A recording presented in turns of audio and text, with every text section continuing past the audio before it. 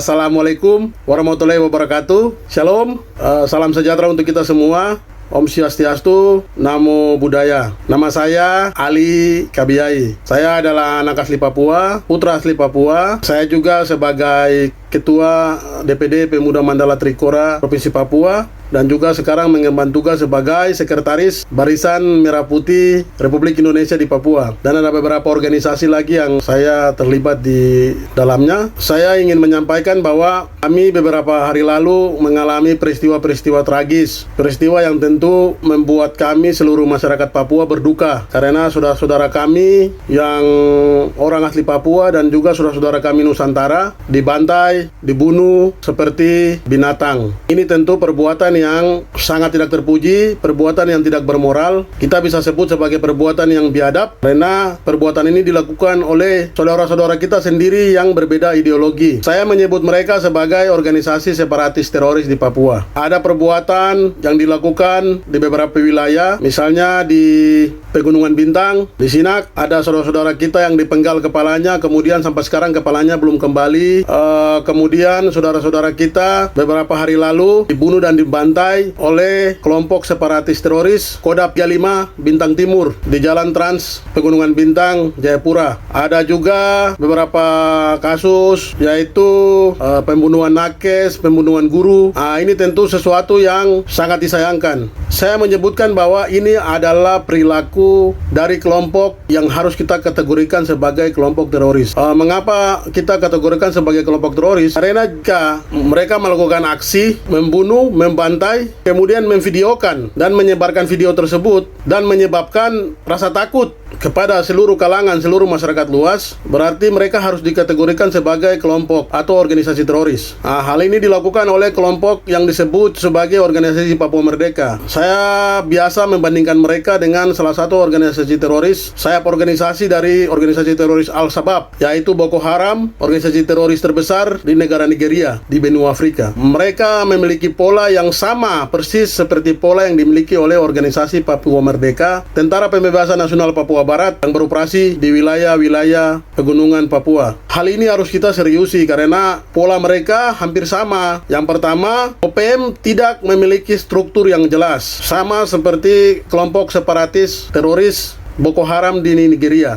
Jika tidak memiliki struktur yang jelas, maka siapapun pemimpinnya, dia bisa mengangkat dirinya sendiri menjadi pemimpin, bahkan menggunakan pangkat militer. Ada yang menggunakan pangkat Brigjen, Brigadir Jenderal, ada yang menggunakan pangkat Letnan Jenderal, ada yang bahkan menggunakan pangkat Jenderal, ada yang menggunakan pangkat Mayor. Padahal sudah tentu kita tahu bahwa pangkat-pangkat ini diberikan kepada orang yang betul-betul mengikuti pelatihan militer di negara yang sah. Misalnya di Indonesia kita memiliki yang namanya Angkatan Bersenjata, yang namanya Tentara Nasional Indonesia, kemudian ada Kepolisian Republik Indonesia. Lembaga-lembaga ini adalah lembaga yang sah, adalah Angkatan Bersenjata yang sah, sehingga untuk menduduki jabatan-jabatan jenderal, jabatan-jabatan perwira tinggi, mereka melalui pendidikan, melalui kursus, melalui sekolah-sekolah yang jelas, sehingga pangkat yang didapat melalui kerja keras. Bukan kita tinggalnya di kampung-kampung, kita tidak sekolah, kemudian kita mudah diprovokasi, kemudian kita sudah memiliki senjata, kita melakukan aksi-aksi kekerasan, kemudian kita mengangkat diri kita sendiri.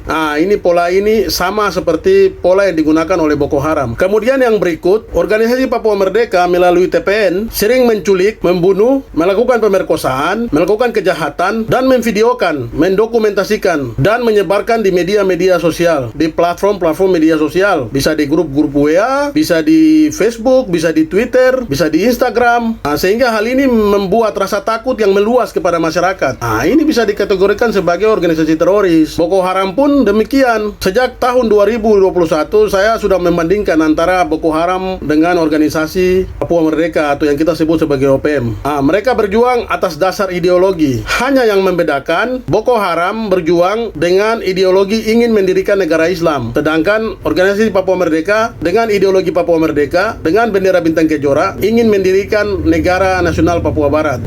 Ini tentu hal yang sangat mustahil jika kita ingin memisahkan diri atau OPM ingin memisahkan diri. Karena apa? Karena perjuangan organisasi Papua Merdeka di luar negeri sudah redup, sudah tidak relevan lagi dengan zaman sekarang. Saya punya beberapa alasan nih kenapa sampai saya bilang tidak relevan. Karena yang pertama, masyarakat global, komunitas global sekarang fokus untuk meningkatkan standar ekonomi setelah melewati masa pandemi COVID. Jadi masyarakat global ini sedang berpikir untuk bagaimana meningkatkan standar ekonomi setelah melewati masa pandemi yang hampir 1 tahun lebih lah. Kemudian yang kedua, masih ada konflik perang antara Rusia dengan Ukraina. Ini tentu mempengaruhi ekonomi global, khususnya di wilayah Eropa, bahkan sudah mempengaruhi hampir seluruh benua.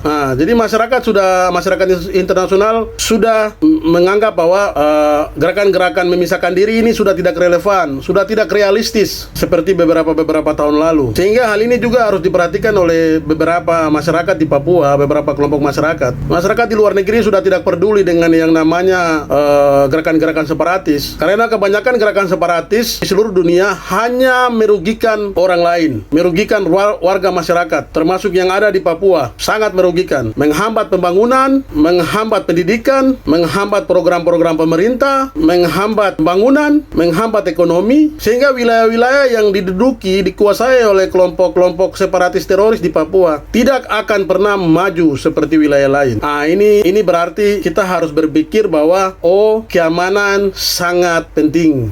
Kenapa keamanan sangat penting? Karena di negara-negara maju seperti China, seperti Rusia, seperti Singapura, seperti Amerika Serikat, mereka memiliki standar keamanan yang tinggi. Kenapa? Karena jika suatu wilayah sudah aman, sudah sangat aman, maka dengan sendirinya ekonomi akan bertumbuh, pendidikan akan meningkat, investasi akan lancar, daya beli akan bertumbuh juga. Hal ini tentu dengan sendirinya akan meningkatkan proses pembangunan yang ada di wilayah tersebut. Untuk itu, saya mengajak seluruh masyarakat Papua untuk bersama-sama melawan, bersama-sama bersatu dengan seluruh masyarakat di Indonesia. Kita bersatu untuk melawan kelompok-kelompok separatis teroris yang ingin mengganggu stabilitas keamanan di wilayah Indonesia, termasuk di Papua. Ingat, ini adalah rumah besar kita. Indonesia adalah rumah besar kita. Kita adalah saudara sebangsa dan setanah air. Wajib hukumnya kita sama-sama melakukan perlawanan, sama-sama bersatu untuk melawan kelompok-kelompok yang ingin memisahkan diri dari ideologi Negara Kesatuan Republik Indonesia. Kita harus bangga memiliki Pancasila. Kenapa saya harus berkata saya bangga menjadi warga negara Indonesia? Saya hitam kulit, keriting rambut, saya bangga menjadi warga negara Indonesia. Karena sampai hari ini tidak ada ideologi yang sama persis seperti ideologi kita, yaitu Pancasila. Tidak ada yang sama. Kenapa saya bangga? Karena dengan Pancasila, saya bisa bersaudara dengan orang-orang di Aceh, saya bisa bersaudara dari Aceh sampai Merauke, dan saya bisa bersaudara dari Rote sampai Miangas. Karena saya menganggap bahwa wilayah Indonesia adalah rumah besar saya. Dan itu adalah rumah besar Anda juga. Kita wajib menjaga rumah besar kita dengan cara apapun, dari berbagai gangguan, baik gangguan dari dalam maupun gangguan dari luar. Untuk itu saya berharap kepada kelompok-kelompok yang ingin memisahkan diri dari kedaulatan NKRI, mari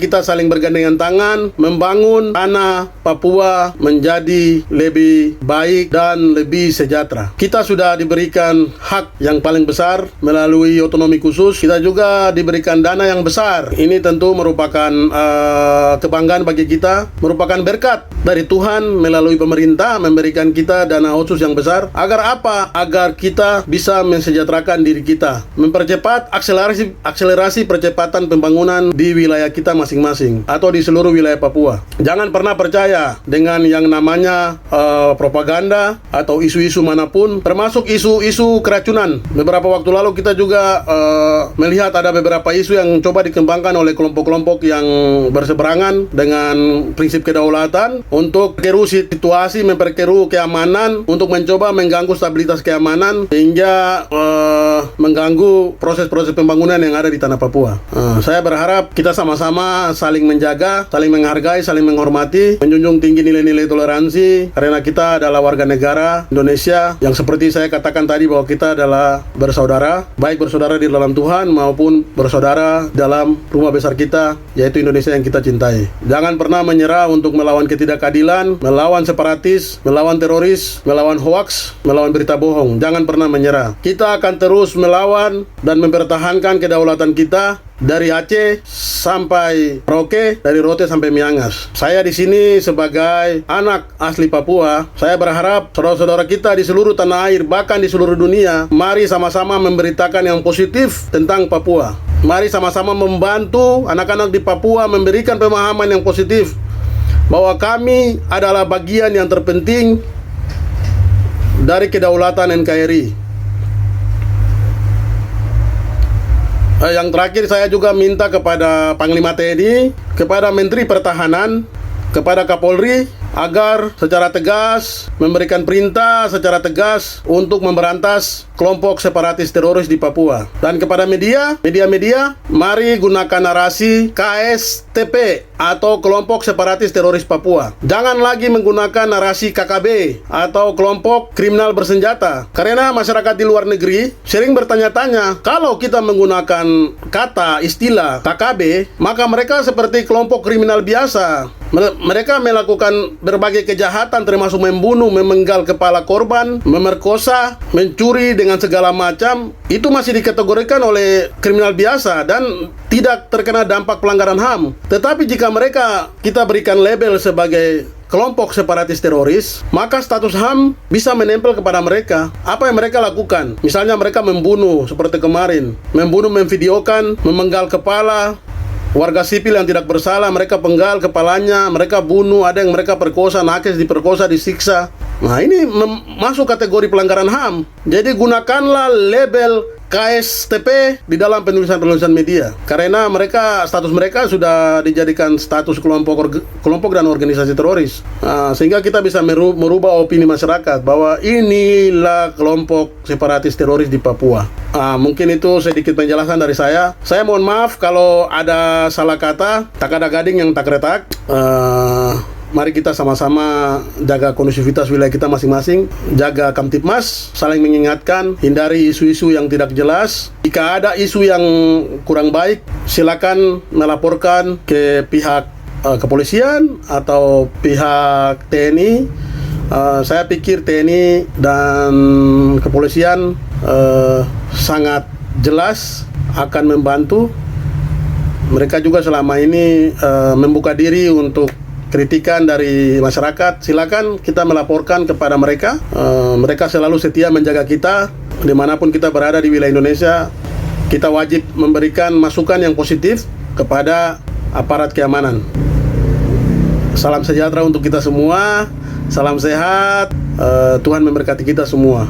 Indonesia tetap jaya, Indonesia tetap maju, Indonesia tetap tumbuh menjadi negara yang kuat, negara yang besar.